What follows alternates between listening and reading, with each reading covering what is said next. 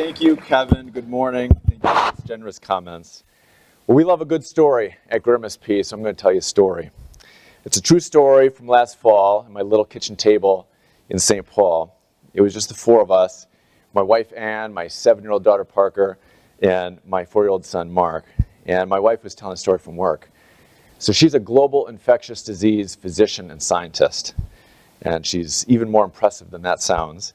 And she tells really interesting stories. And so she was explaining some work that her team was doing outside of Kampala, Uganda. And so I'm listening intently, and I notice along the way that Parker's listening, like really listening, kind of chin on hand listening. And so the story ends, and we kind of go back to eating. And then Parker puts her fork down, and she says, "You know, Dad, I think I'm going to do what Mom does when I grow up." And we thought, well, that's great. Yeah, that's great, Parker. That would be great. And then she continues, and she says, "And Mark can do whatever it is you do."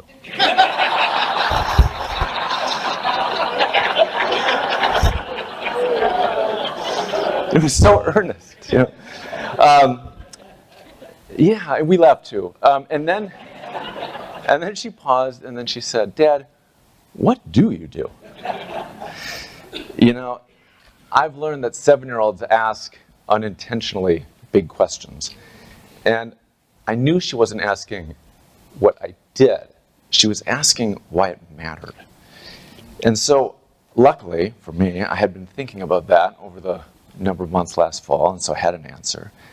And I said, "You know, Park, I work with a lot of really amazing people. And when we do our jobs well, more families get to do what we're doing right here. You know, enjoying a healthy meal, being happy and secure, and feeling like next year is going to be even better than this year." And to me, that's why economic development matters. It's about paychecks and groceries and peace of mind. It's about opportunities and options for people. It's about a feeling in your gut that tomorrow will be better than today. And that's what a thriving economy provides families and neighborhoods and cities and regions. Strong communities, to some of the comments that were made earlier today, strong communities are built on strong economies. And strong economies don't just happen. They require leadership and foresight and action.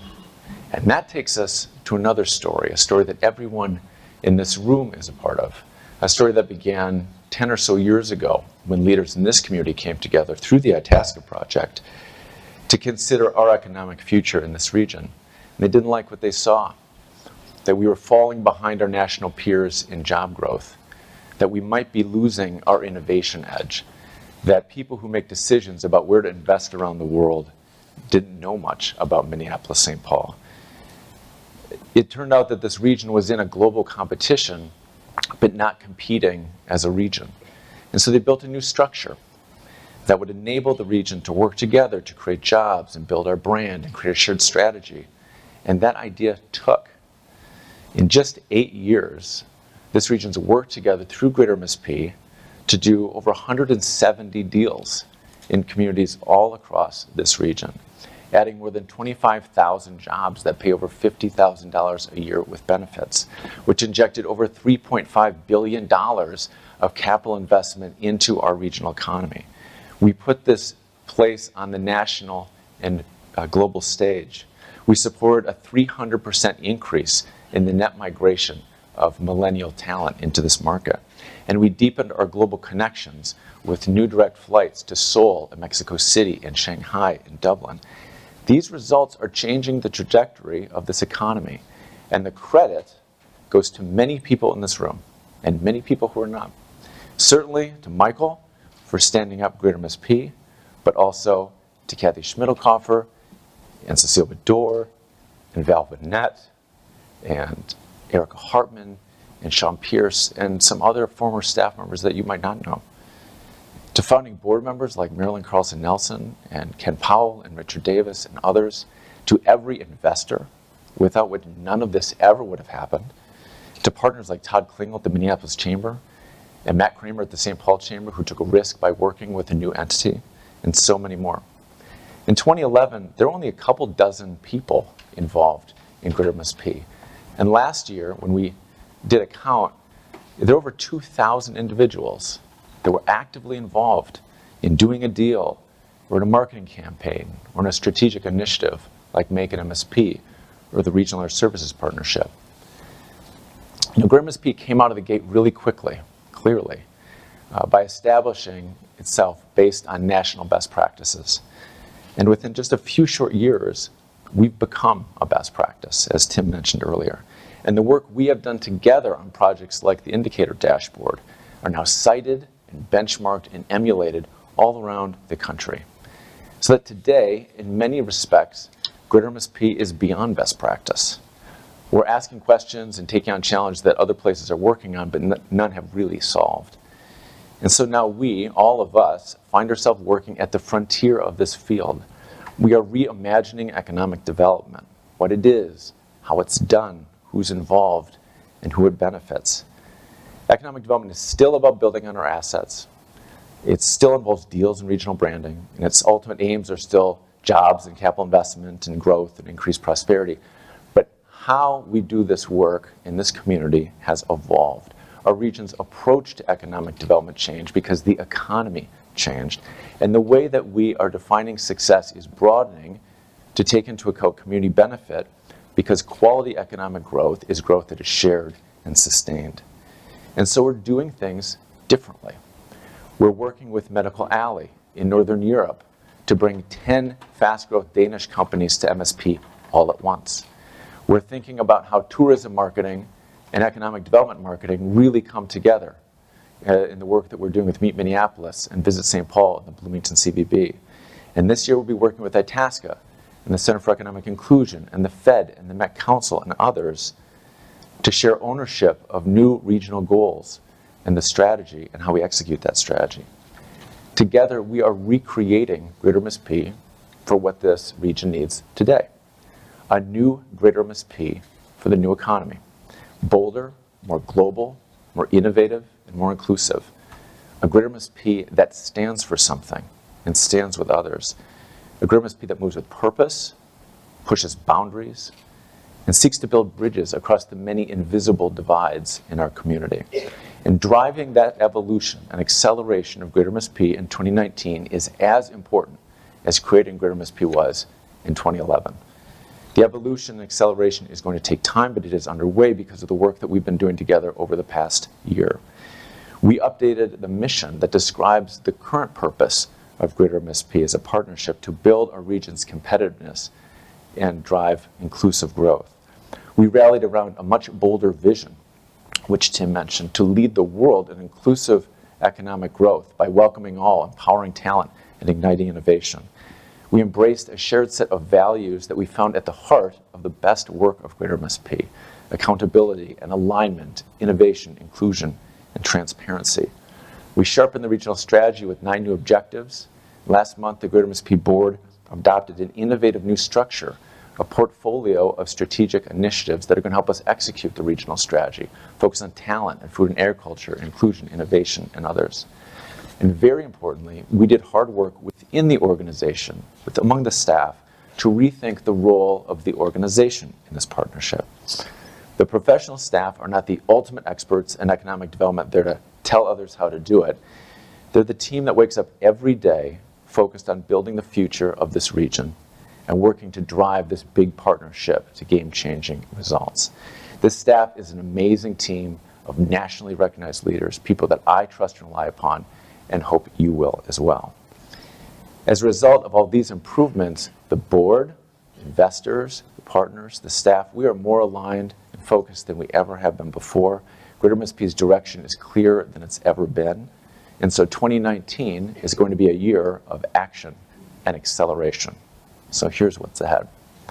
At the next investor meeting, date to be determined, but watch your email, we will take a big step in this region towards alignment and accountability.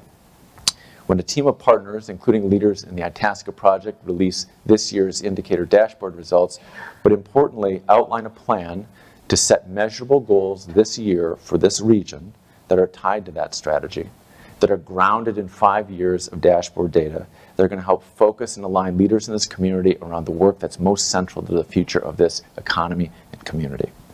In July, there will be a milestone in this region for innovation when a coalition of partners launch Forge North, the new strategic initiative of the Greater MSP Partnership. What Make It MSP is to talent, Forge North will be to entrepreneurship and innovation. And we know that's important because, as Miles mentioned, all of these big companies we have today start off as very small companies here. In August, we'll focus on transparency at the second annual Deal Ready Summit, where developers and local government leaders and real estate professionals come together to review the past year's activity on projects and talk about what we've learned, and most importantly, discuss what we need to do together in this region to compete better and win more. In September, this partnership will live its value of inclusion when we welcome and embrace thousands of new Minnesotans who have come to us from dozens of states and countries in the second annual MSP Welcome Week. Later this fall, expect to see something new on regional branding and storytelling. And while all that work is going on, behind the scenes, hundreds of people will be working together to modernize this region's approach to workforce development, to build a new inclusive talent pipeline called Connext, to become the global leader in food and agriculture, and much more. I want you, each of you, to be a part of all of that. And we need you to be a part of that. Because the big idea at the heart of this new Greater MSP is a shift in thinking about Greater MSP as a 23-person organization to a partnership of over 200 organizations and more than 2,000 people. And that's not a new idea. That was the original idea of the Itasca project. And after 2 years of listening to the board and investors and partners, we know it's the version of Greater MSP we all want. This all-in shift from organization to partnership is simple but significant. As significant as when a company decides to go public. Companies go public because they want faster growth, more reach, more resources, and greater impact. And in return, they accept greater accountability, more visibility, and a commitment to consistent communication. By going public, a company changes its structure, the rules by which it operates, and it offers an ownership stake in return for a meaningful investment. In 2019, all of us are going to take Greater MSP public.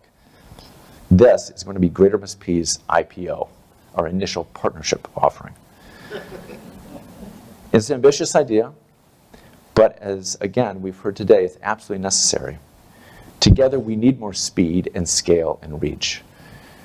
We are in a global competition. The rules of this economy are being changed by 5G and IoT and connected autonomous vehicles and blockchain and climate change.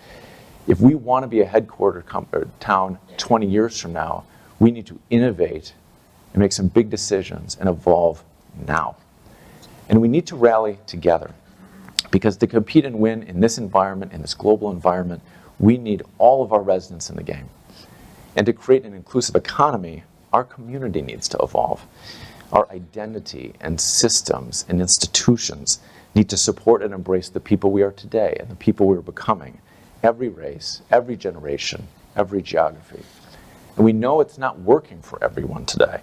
Race and zip code limit the potential and determine the destiny of far too many people here. And we believe we're better than that in Minnesota. And now we need to become better than that. Because as we become more inclusive, we'll become more competitive. Our vision in this partnership is to lead the world in inclusive economic growth, not because we know how to do that, but because we are now convinced that we must figure it out. And as we heard from Miles today, this is a unique economy and a very special community. We have a book now that we can use as evidence to make that case. And it shows us how this place found a different path to economic success in the latter half of the 20th century. And that gives me confidence that we can do it again. We have a shot at building a different and better economic model in the United States in the 21st century. One that finds growth by solving global challenges and shares the benefits of that growth with all residents. And few places in the country can say that. I've lived in some other places, in Chicago, in New York, in Baltimore, in Dublin, and I've worked in others like Beijing and Nairobi and London. And after seeing something of this country and the world, what's special about this place is very clear to me. And I have confidence in this place, and I have confidence in this partnership because of what sets us apart, but because of what all of you are capable of, what I've seen you do through this partnership over the last several years. This room and this region is full of leaders, hardworking, visionary leaders who share time generously and focus on the greater good rather than individual gain. The GREATER MSP partnership offers leaders like you the chance to come together with your fellow doers to do bigger and faster and better so your organization wins and so the region wins. There isn't one leader in this partnership. There are dozens. And that's why this isn't a me moment. This is an us moment. This isn't my GREATER MSP. This is ours. But I am accountable, and I will make some commitments to you today to invite broadly, to communicate widely, to listen, to find new ways to share ownership of the work and the decisions, and to face down the tough issues and tough questions. And the opportunity to lead GREATER MSP is an honor and a blessing. To work with people I care about and for a place that I love most in this world. I've moved my kitchen table for the last time. This is home. And this work is my passion, as Kevin said. It's the only thing I want to do. I can't wait to get started. Thank you.